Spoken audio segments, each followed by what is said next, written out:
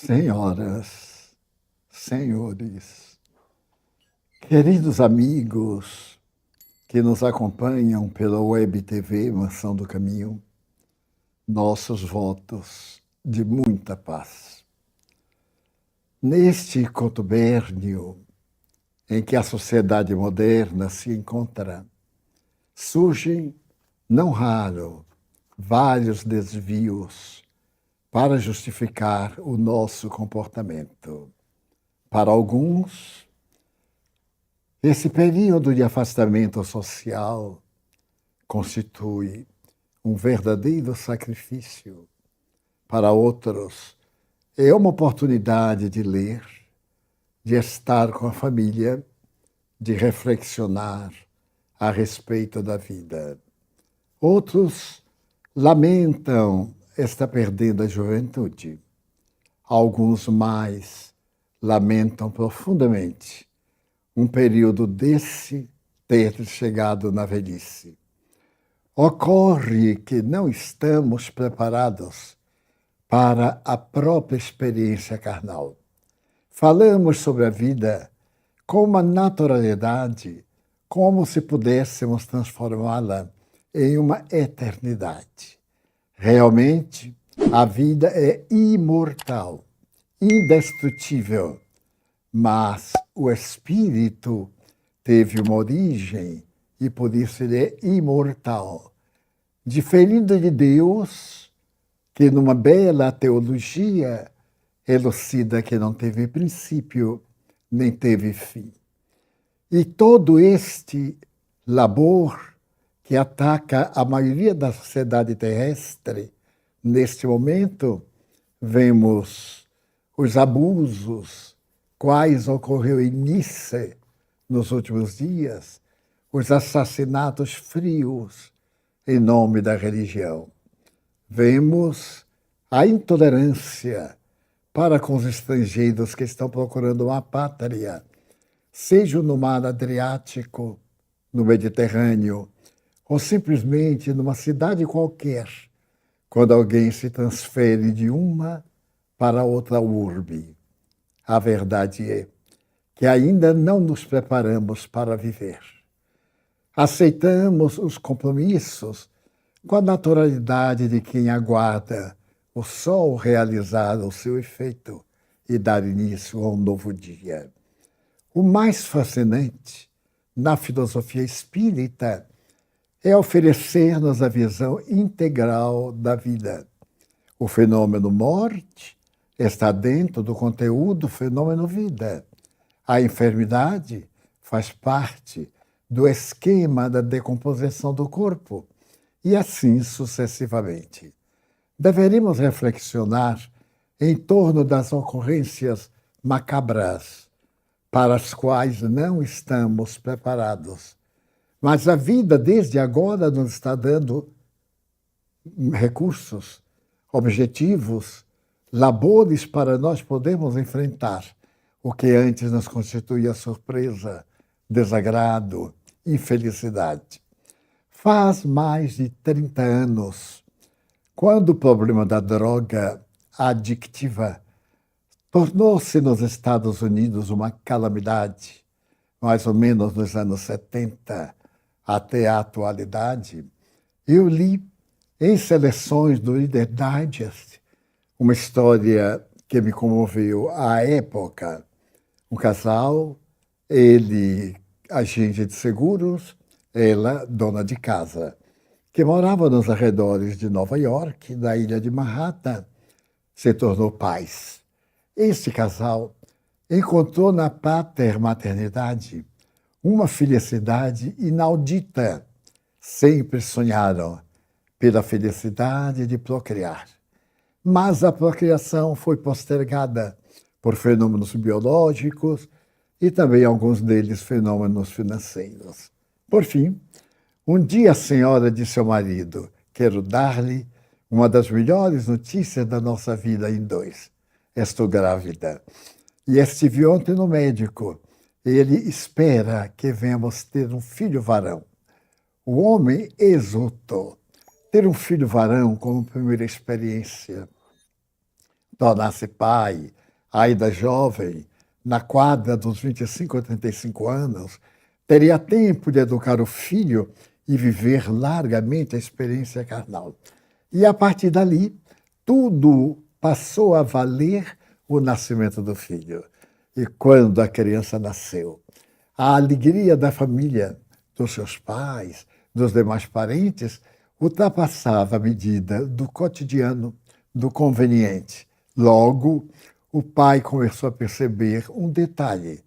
Na condição de um homem probo e trabalhador, ele viu que o bairro não era tão bom para o filho homem. Naturalmente, com aqueles amigos, aqueles colegas, principalmente de ascendências de outras raças, poderia influenciar no comportamento do filho e não ser aquilo que ele desejava.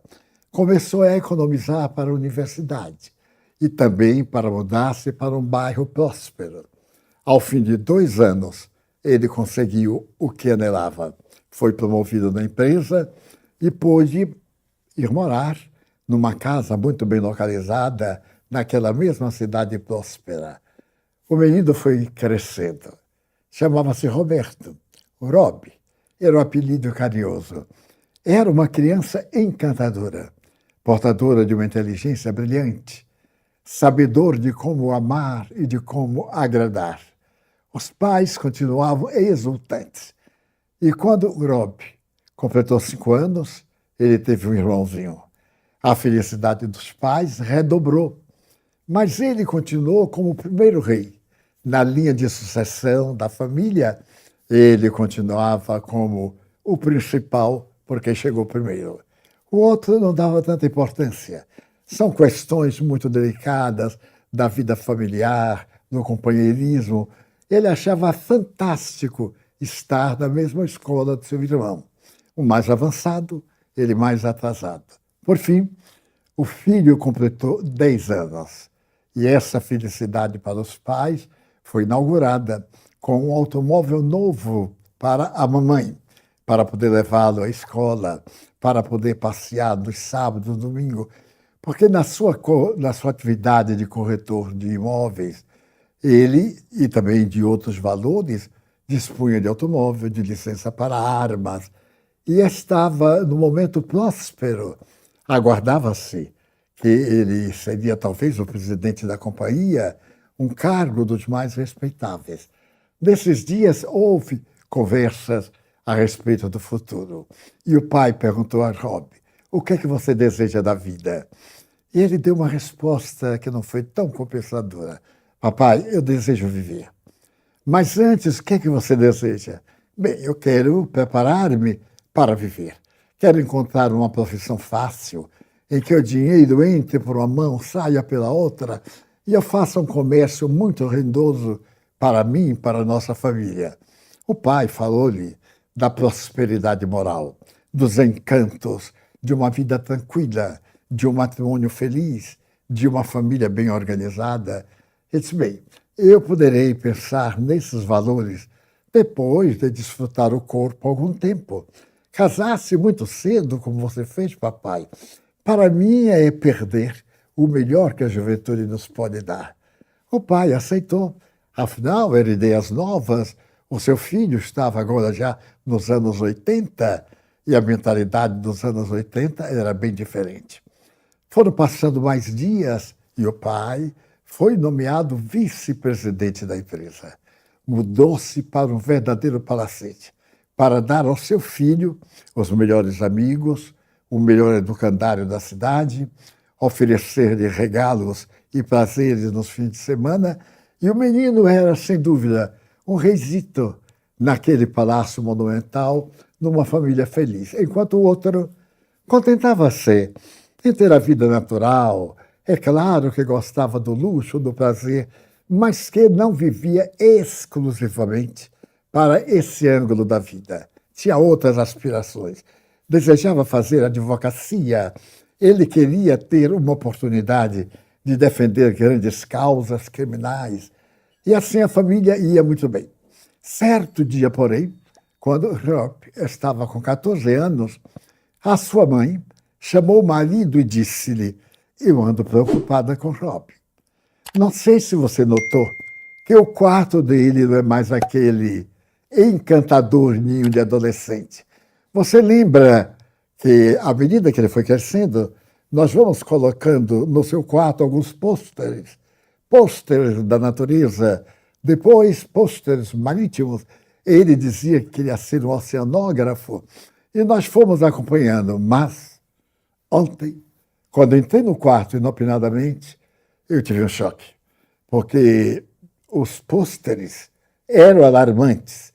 Era, por exemplo, alguém assassinando outro, outro numa situação lamentável, mulheres sendo espancadas pelo marido, pelo amante, pelo companheiro, e ele sentado olhando e rindo.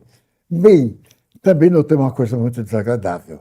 Ele vinha criando barba e o rosto ficou másculo, mas agora ele estava com a barba mal cuidada. O semblante me pareceu inchado. Eu gostaria que você conversasse com o nosso filho. Eu acho que ele está usando droga. O marido respondeu, qual? Nosso menino é um anjo. Ele não tem, que eu saiba, nenhum vício. Nem tabaco, nem droga, nem álcool. É um cidadão, é um jovem. E os jovens têm outra filosofia. Ela disse, muito bem. Mas na condição de mãe, eu estou preocupada. Ele disse, cuidarei. Na próxima viagem, no fim de semana, quando estiver em casa com calma, eu vou marcar uma entrevista com ele e vamos conversar. Está bem? Ela disse, tranquiliza-me, mas não me satisfaz. E durante a semana, ela ficou observando melhor o comportamento do filho.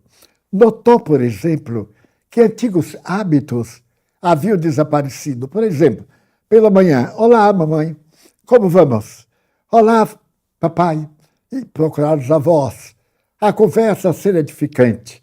Ela percebeu que ele já não sabia conversar. Aliás, naquele tempo e depois, a conversação de jovens era tão feita de enigmas, de dialetos e de palavras fora do dicionário, que se podia dizer que havia agora uma palavra nova, um dicionário novo, conversações que somente os entendidos podiam compreender. Às vezes o pai também notava estranho. Diziam que era a conversação dos afrodescendentes. Mas e daí? Eles eram todos americanos, falavam inglês. Os afros queriam fazer uma separação. Eles diziam que era uma nação. E na sua condição de nação queriam o idioma deles. Enquanto os de epiderme branca, um pouco aborrecidos e com muito prejuízo moral contra os negros, optava por manter a língua americana tradicional e etc. E houve alguns arranhões entre pessoas intolerantes e aquelas que eram mais generosas. Por fim, aconteceu algo muito desagradável. Na semana que ele ficou em casa, ele notou que o filho estava com aspecto arrogante. Pela manhã, o encontrou como se tivesse passado a noite com ele. Não o saudou, nenhuma palavra. Ele disse, ué, dormimos juntos? Ele disse, não, mas eu já sou um homem, eu já tenho 16 anos. Então, vamos nos tratar agora com a intimidade de dois jovens de 16 anos. E o pai lhe disse, não, você está enganado. Enquanto eu viver e você estiver às minhas expensas financeiras, eu serei o chefe da casa. Você será meu filho e estará sob os meus cuidados. Ele deu uma gargalhada de zombaria. Afinal, era muito jovem. Dizia-se que a sociedade estava de mudança. Era o período hippieísta, aquele período do Hare Krishna e outros. O manto amarelo governava o mundo. Também a meditação. Alguns gurus vieram da Índia e exploraram a cultura do americano de uma forma lamentável, cobrando ingressos, propondo meditações que não tinham nenhuma propriedade, nem nenhum valor de profundidade. E se misturaram as questões ideológicas, religiosas, anarquistas, materialistas. E Rob estava na área dos jovens. Ele agora era hippie, isto é, estava mal vestido, até muito sujo. A barba não fazia com regularidade, o cabelo crescido. Foi naquele domingo exatamente que aconteceram coisas muito desagradáveis. Ele não saudou o pai, que ficou intrigado, e disse que ia sair no seu carro. O pai já lhe havia dado o automóvel. Saiu, o pai foi cuidar dos seus negócios, fazer a escritura das suas vendas em casa, e mais ou menos 1 hora da tarde veio um telefonema desesperado. Por favor, se você é o pai de Robert, venha imediatamente à rua Y, à quadra Z, lado oeste. Ele pegou seu carro e, quando chegou lá, encontrou a tragédia. O filho dera muita velocidade ao automóvel no meio da rua, que tinha limite de velocidade. 40 era o limite do bairro residencial. E eles chegaram a 80 e criaram alguns desafios. Até que, numa curva, não pôde fazê-la totalmente, entrou pelo jardim, arrebentou a cerca, foi bater-se na garagem, parte da garagem desabou, o carro dele ficou amassado e ele não morreu, exclusivamente por uma questão de sorte. O xerife veio, o delegado, repreendeu duramente e disse que não ia prendê-lo em respeito a seu pai, mas que ele já podia ser preso dentro de uma cláusula legal. E ele respondeu com mau humor e com um pouco de fluidez vulgar na linguagem. O delegado, que já era um homem de idade, ficou assustado, mas percebeu que ele não estava no seu estado natural. Os olhos haviam perdido um pouco a luz. Os lábios estavam derreados. A garganta parecia estar com qualquer problema nas cordas vocais. O seu andar era lento. O corpo era jocoso, caminhava de um lado para o outro e de quando em quando ele tropeçava. Deveria estar sob a ação de uma droga da pesada. Muito bem, veio o pai, teve um choque muito grande e disse, não se preocupe. O lado material eu me responsabilizo a partir de amanhã. O carro eu vou mandar imediatamente para a empresa, para os reparos. Rogo perdões, meu filho deve estar andando adoentado nos últimos dias. Minha mulher e eu estamos muito preocupados. E o delegado foi muito rude com ele. Seu filho está mais do que doente. Está usando drogas. Eu não estive próximo dele para sentir o hálito. Mas seu filho é o protótipo do drogado. Ele colerizou-se. Afinal, seu filho não usava drogas. E ele reagiu. O senhor não pode falar a respeito de meu filho sem o conhecer. Sim, não posso falar, mas eu tenho a biografia mental de todos os viciados. A estrada de descida na queda para a desonra. E o senhor leve ao médico, ao psiquiatra, imediatamente. Ou se arrependerá pelo resto da vida. Note bem, eu sou seu amigo. Estou ajudando. Fizeram um acordo e ele ficou olhando o filho. Mais ou menos às 16 horas, o rapaz parecia ter piorado em casa. O pai pediu-lhe para que fosse descansar no seu quarto. O telefone tocou, a mãe nervosamente atendeu e era um amigo convidando-o. Ela disse, ele não pode sair. Ele foi vítima de um acidente pela manhã, está em repouso e nós não desejamos provocar as autoridades. O amigo disse, mas nós temos um compromisso com ele. Pelo menos dê um recado. Ela saiu nervosa ao telefone. Falou com ele com medo. Quando nós, pais, mestres, educadores, temos medo dos nossos educandos, dos nossos filhos, dos menores, algo não faz bem com a sociedade. E ela falou com ele quase como quem se desobriga de uma coisa muito agradável. E ele foi ríspido. Você deveria ter me chamado. O telefonema não era para você. Eu tenho um acordo com meu amigo e vou falar com ele agora. A mãe tentou dizer, meu filho, você está cambaleante. Você não pode... Saia da frente, mulher. Ele disse, mas como mulher? Eu sou sua mãe e quero que você me respeite. Ora, mulher, tudo é mulher. E você é apenas uma mulher que pariu. E eu sou seu filho. Eu nem sei por que sou seu filho. Mas não podia ser o filho dela. Parecia que havia um monstro dentro dele. Os olhos estavam projetados para fora. A tez muito pálida, as mãos trêmulas e o corpo parecia também uma vara de bambu que oscilava. Ela correu e falou ao marido. O marido foi atrás e ouviu o telefonema. Ele disse: espere-me dentro de meia hora. Nós nos encontraremos no local em que nos comprometemos. E quando ele ligou o telefone ou interrompeu a conversação, o pai lhe disse: você não vai sair. De forma nenhuma. Ele olhou para o pai, estava quase na altura do pai, e disse: esbirro da lei. Eu vou sair porque quero. Quem é você para me impedir? Rob, meu filho, eu sou seu pai. Coisa nenhuma de pai.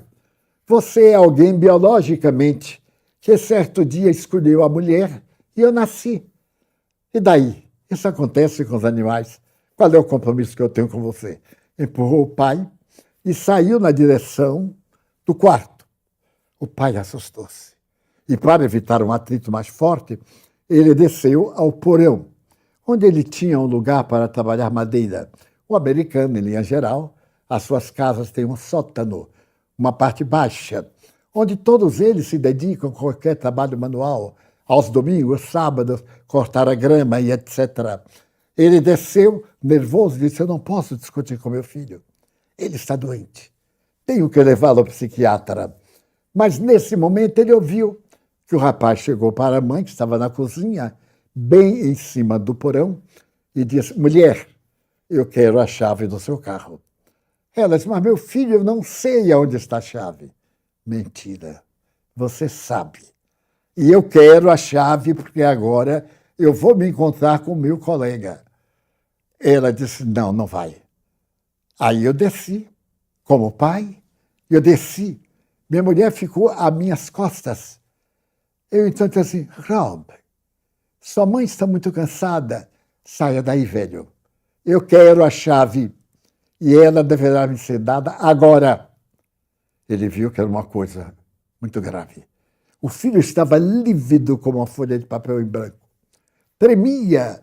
Ele, então, lembrou-se que tinha um revólver na mesa de cabeceira. Aquele revólver era para salvar sua vida. Ele tinha permissão legal para usar arma. Ele subiu correndo, apoiou o revólver, colocou no coldre, pôs o cinto e desceu para intimidar o filho, para assustar. A discussão continuava ácida. E o filho já estava agora e deu um empurrão na senhora, que se bateu na parede. O pai interpôs-se entre os dois e olhou nos olhos agora agitados como duas poções de sangue e disse: Rob, você não sairá daqui. Ah, você que pensa. Eu sairei daqui de qualquer forma. E deu um empurrão no pai. O pai cambaleou um pouco, puxou o revólver e disse: você não sairá daqui.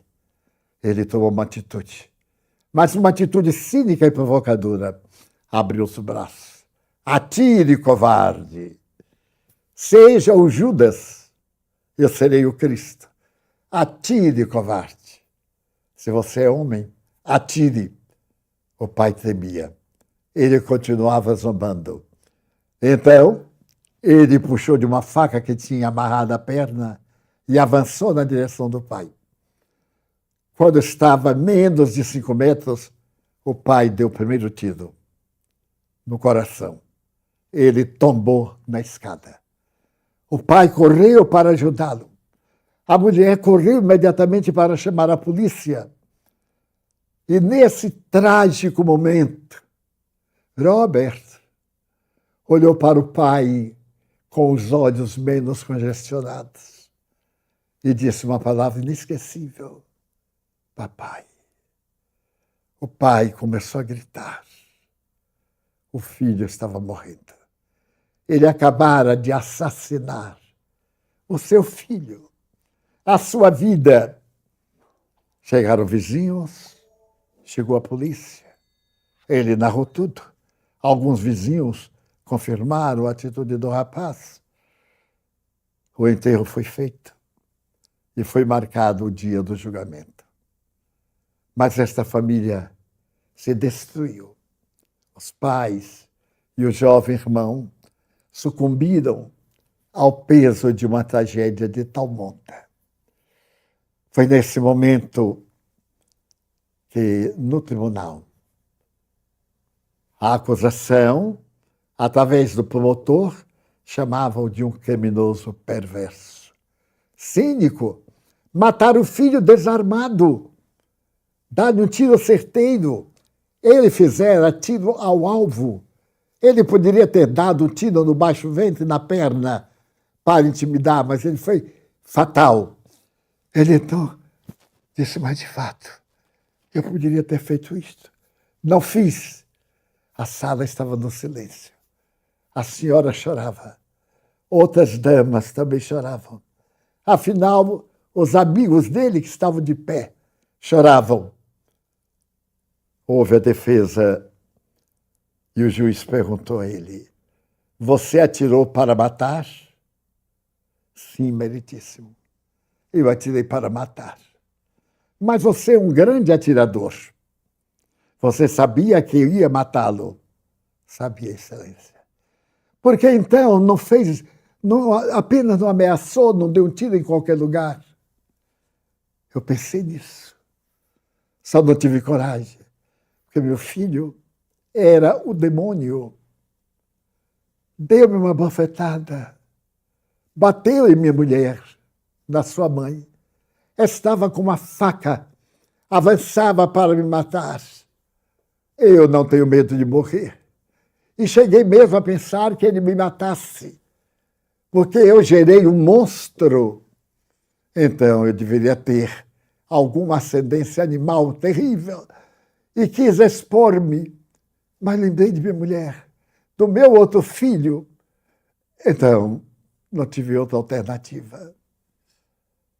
O juiz meneou a cabeça, olhou para os jurados. Os jurados estavam discutindo na sala vizinha. Entraram. O jurado representante ergueu um pedaço de papel. Qual é a penalidade? Ou qual é o ponto legal que vai ser utilizado? Excelência, meritíssimo, ele é inocente. Mas como inocente? Não foi ele quem matou o pai. Ou quem o pai matou. Porque ambos morreram a partir desse momento. Foi a droga. A droga é uma assassina. Ela enlouquece, entorpece a razão, cega, alucina e mata. Foi a droga. O pai disse, e eu? O juiz disse, absolvo. Você é inocente. Eu, como pai, faria a mesma coisa. O júri balançou a cabeça. E no tribunal, as pessoas em lágrimas, ele era muito conhecido, balançavam a cabeça e diziam, numa situação desta, eu mataria meu filho. Os jornais fizeram uma grande campanha. Você mataria seu filho? Deixaria seu filho se matar? Ele foi consultado. Ele disse, eu matei meu filho por uma razão, que vocês ainda não perceberam. Ele ia me matar. Depois ele matava a minha mulher. Entrava no carro e sairia matando, porque sairia louco. E eu não podia deixar que o rebento da árvore da minha vida saísse pela rua cometendo homicídios nesse estado de loucura. Então eu não matei meu filho, eu me matei a mim mesmo. E matei o monstro que estava querendo destruir a nossa família. Os jornais anunciaram que aquele homem era inocente. A droga, no estado de Wisconsin, começou a ser perseguida com mais valor. O FBI entrou também na campanha sobre drogadição nos Estados Unidos até os dias de hoje. Mas eu gostaria de perguntar, o que faria você? Mataria seu filho? Deixaria seu filho ficar matando? Ele era seu filho, sim. Porque ele era seu filho, ele tinha o direito de matar os outros ante a sua indiferença. É uma interrogação muito dolorosa. E quando eu li esse fato, fiquei muito impressionado. 15 dias depois, eu resolvi... omiti um detalhe. Quando ele narrou para as seleções do Reader Digest, ele disse, se alguém tiver um motivo para me consolar, escreva-me. E eu achei que eu tinha muitos motivos para consolá-lo. Primeiro, o direito da vida, mas também a ocorrência da morte. Então, eu fiz uma carta, com uma pergunta no conjunto da carta. Acredito que o senhor é um pai excelente, porque é um pai que cuidou desde o berço, que trabalhou, que ganhou mais, que correu perigos e que o tem dentro de casa, mesmo sabendo que ele estava louco. Mas eu lhe quero fazer uma pergunta.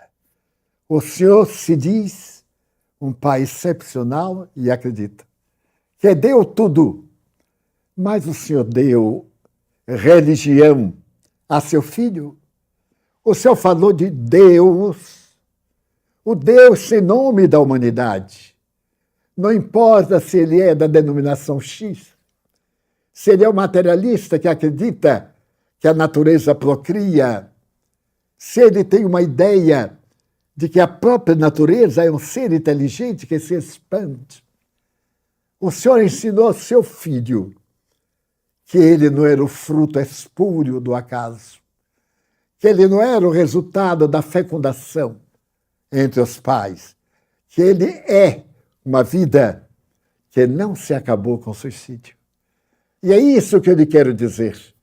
Estou anexando a esta carta uma obra, o Livro dos Espíritos, em inglês, para que o senhor possa conhecer a vida e muito mais, para educar o filho que veio atrás com 11 anos.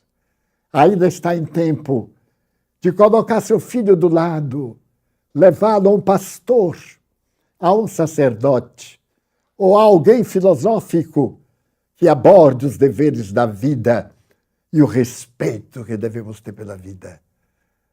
Lamento fazer-lhe a pergunta, mas o senhor pediu que se alguém tivesse alguma ideia, e eu tenho a ideia de lhe oferecer, a religião mais nobre, mais profunda dos 2 últimos séculos. A ciência espírita, que aí nos Estados Unidos, nessa época, é chamada New Spiritualism. Era o espiritualismo novo. Então, aqui temos o meu endereço, estarei às ordens. E numa primeira viagem, se o senhor me permitir, eu irei a Wisconsin e irei visitá-lo para lhe falar a respeito desse Deus que é nosso Pai. E da mágoa que o senhor tem no coração. Tire-a, porque ela vai lhe matar. E o senhor não tem o direito de morrer antes de educar o seu segundo filho. Deixe para a humanidade um filho digno, sóbrio, honrado, verdadeiramente bom. E mandei a carta para o endereço de seleções em New York. Esperei. É claro, eu não tive resposta. E aguardei anos, até hoje. Quase 50 anos. Porque nós vivemos num mundo de ilusões. A ilusão da carne. Eu gosto muito de uma frase de Platão. Ele chama a carne, a vida humana, a sombra. a sombra da luz, que é o ser que nós somos. Então ele faz a sua filosofia dialética em clarificar a sombra.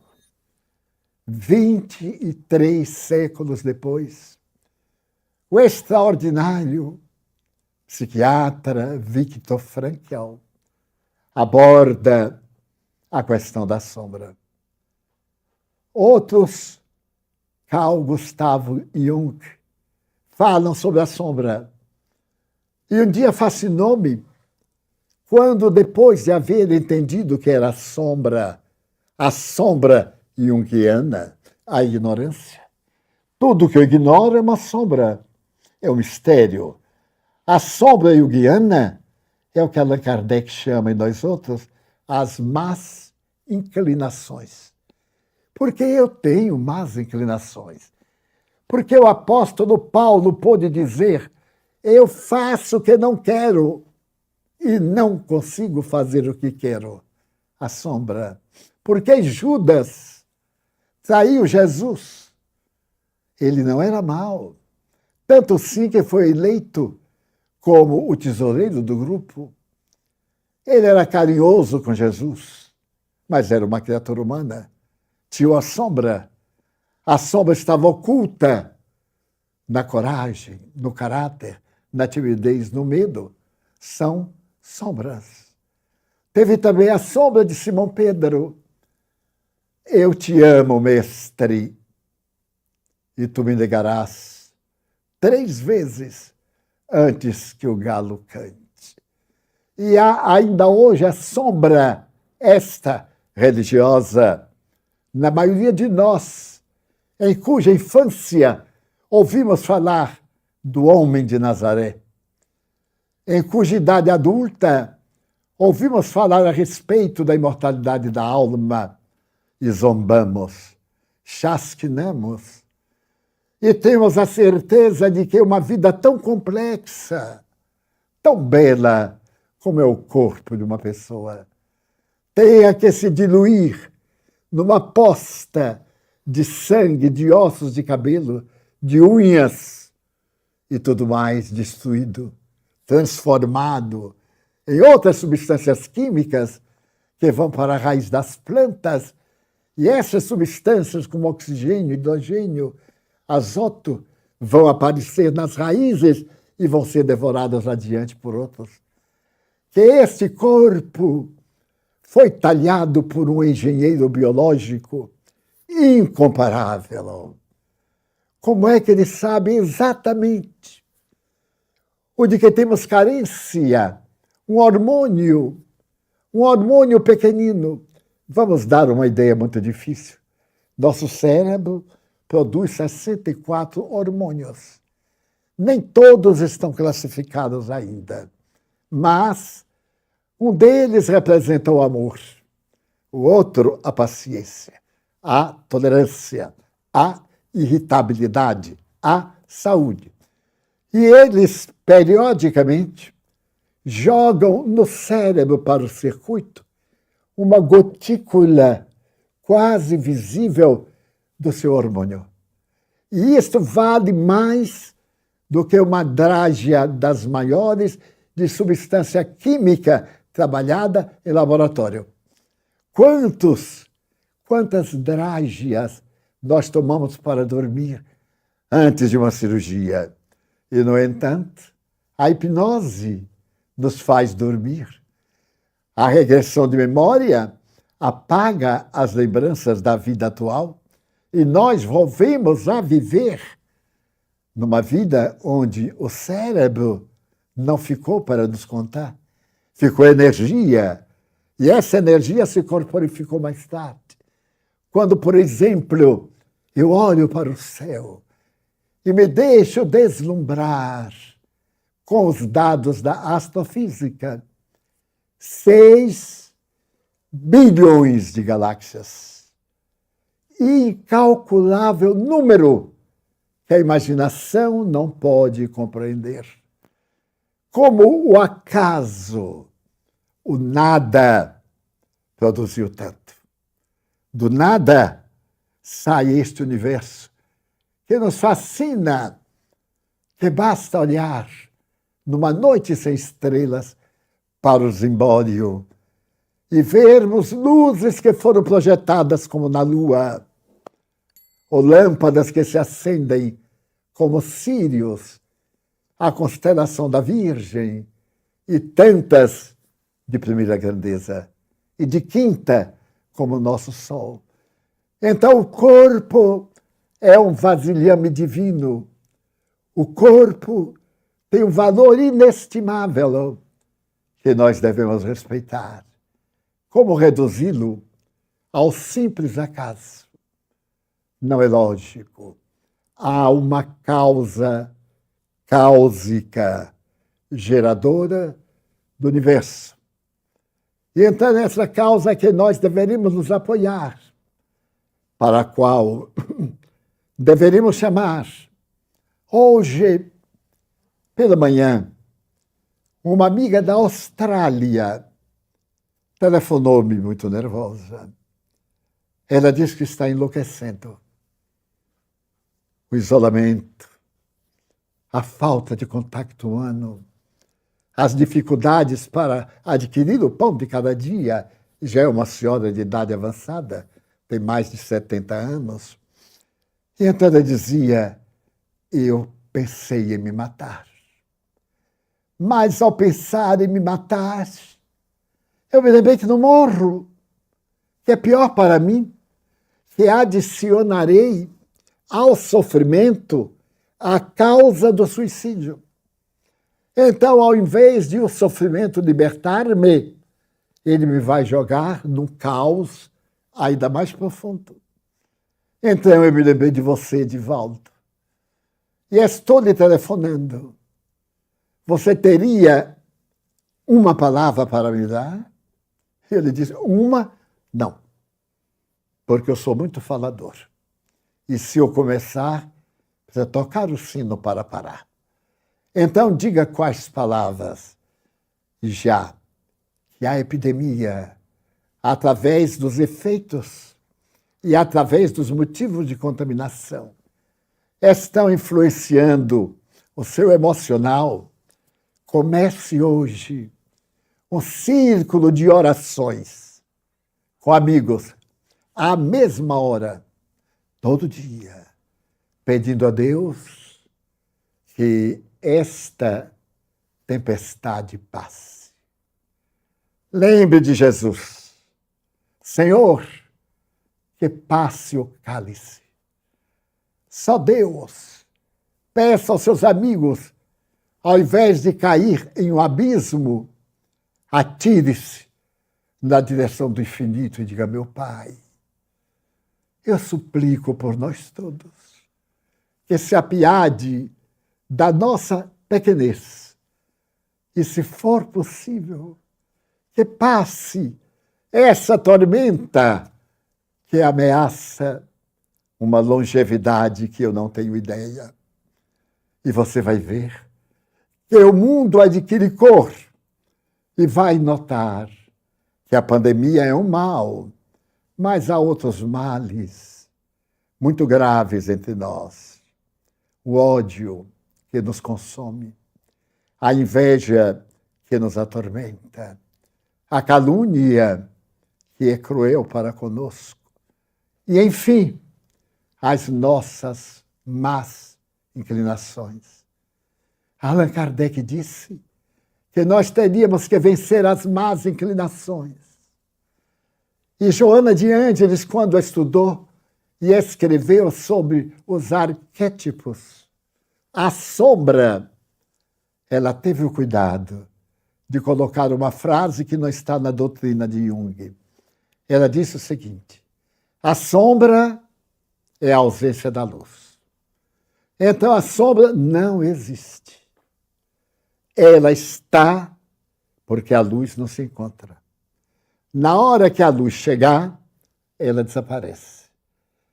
Faça o seguinte, ilumine a sua sombra. Ilumine-a. Quando você estiver na ira, diga assim, bem, é demais para mim. Vou tirar isso da minha cabeça. não me vai ajudar em nada. E a pessoa que me provocou não vale a minha preocupação. Pode ser muito importante, famoso, está em todas as listas sociais. E é um cretino. E é simplesmente um trânsfuga do dever. Nós encontramos isto, não? Basta ouvirmos as redes a respeito dos homens cuja honra estava na nossa cabeça, não na deles. Então me recordo do suicídio de um dos presidentes da loja maçônica italiana, número 2. Há alguns anos, quando começou a decadência desse Banco do Vaticano, e ele se enforcou embaixo de uma ponte. Enforcou-se embaixo de uma ponte em Londres. O banco era mais importante do que a sua honra. Nenhuma análise negativa para ele, compaixão. Mas para dizer que a nossa vida vale o empenho. Porque a nossa vida é um oceano de sucessões. Uma onda hoje levanta-se como um tsunami. Amanhã, o mar recua e deixa as praias livres. E do outro lado surge um tsunami. A miséria hospeda-se na porta da nossa casa. Mas quando menos esperamos, a felicidade entra pela janela do lado. Porque tudo é imprevisível. Só Deus, esse Deus, cuja experiência de 85 anos eu tenho no meu dia a dia. A princípio, a palavra, sem entender. Depois, o respeito, quando comecei a entender. Por fim, a entrega, quando compreendi que do Pai nós vimos para o Pai, nós voltaremos. Porque eu sou nada mais do que um filho. E sendo Deus o amor absoluto, eu sou também amor. E sou absoluto na relatividade dos acontecimentos. Então, eu sugeri àquele pai de coração destroçado que ainda havia uma alternativa. Deus é a última alternativa. Agora, na pandemia, agora, no retornar em massa, enfermidades que estão esquecidas, a AIDS, a sífilis, a tuberculose e outras tantas, entreguemos-nos a Deus e mantenhamos a higiene da alma, a higiene psíquica, que nada nos torne chão perante a própria consciência. Lapidemos a consciência, enfloresçamos a consciência no amor, na ternura. Allan Kardec, o codificador do Espiritismo, escreveu esta frase, que é fantástica, entre milhares. O que vale, o que importa, não é o que fazemos, é a nossa intenção. Quantas vezes fazemos coisas lamentáveis, por impulso, por circunstância, para talvez nos defendermos, para nos resguardarmos, mas nem tínhamos aquela intenção. Então, isso tem um julgamento diferente. Foi uma ocorrência cerebral, foi uma ocorrência do nosso sistema sanguíneo, que estimulou determinada área do cérebro e nós perdemos a lógica, a lucidez, porque o nosso corpo tem as suas reações biológicas. Ou foi talvez uma influência maléfica. Eu tenho o hábito de pensar coisas ruins, então eu atraio espíritos ruins, espíritos maus. Quantas vezes isso acontece? Então vamos dedicar na experiência daquele pai e na convivência com os nossos filhos o amor. Dir-me-ão, mas meu filho é um adulto. precisa de mais amor. Eu acho tantos adultos que me dizem sem constrangimento, homens e mulheres. Ainda há poucos dias, um homem me agradeceu. Tratá-lo bem, meu Deus, é obrigação. Mas somente porque eu fui paciente, parei. Ele perguntou e eu respondi. E ele disse assim, puxa vida, é a primeira pessoa que para me ouvir. Eu digo, não, você está enganada. É que o senhor talvez perguntou de uma forma equivocada e a pessoa reagiu. E na maioria das vezes é assim mesmo. Então ele disse, mas continue assim. Me aconselhou. Eu digo, muito obrigado. E agradeci a Deus, porque é um amigo a mais. Eu poderia simplesmente dizer assim, não sei. Pergunta a outra, eu estou muito ocupado. Eu não estava ocupado com coisa nenhuma. E me deu uma grande satisfação poder transmitir a esse cérebro que pensa o que lhe faltava, uma ideia feliz. Então nós podemos contribuir grandemente para mudar o mundo desde hoje, desde ontem. Os espíritos bons que se comunicam em nossas reuniões trazem-nos palavras de conforto que eu tenho a honra de transferi-las para os queridos ouvintes, se é que ainda não tiveram a Sancha. Vale a pena você amar. Vale a pena você reagir sem má intenção. E se agir sem má intenção, arrependa-se. Dê um passo para trás. Importa é não cair, ficar de pé e avançar, promover o progresso. Isso acontece a miúde. Os bons espíritos vêm em nossas reuniões e pedem-nos perdão pelos males que nos fizeram. Espíritos obsessores que perturbaram pessoas sensatas, amigas, mas que no passado foram equivocadas, e eles vêm com ódio, e nós dizemos, meu irmão, não sou seu irmão, meu amigo, não sou, eu o tenho na condição de amigo. Se você quiser ficar como inimigo, problema é seu. E ele reage. E, por fim, nunca me olvidarei de um fato que me foi narrado pelo próprio Dr. Bezerra de Menezes. Ele morava na Tijuca, um bairro da zona norte do Rio de Janeiro. E as pessoas naquela época amarravam os psicopatas. As pessoas, quando tinham surto, uma crise, e levavam aos hospitais amarrados, mantinham-nos amarrados, colocavam em celas, ainda hoje. E certo dia, ele havia terminado o café com os filhos e a mulher, e ia saindo da sala de jantar, o corredor imenso, a fileira de quartos e a sala de visitas. Eram duas salas, uma de portas fechadas, para quando viesse uma visita, e a outra aberta para casos raros.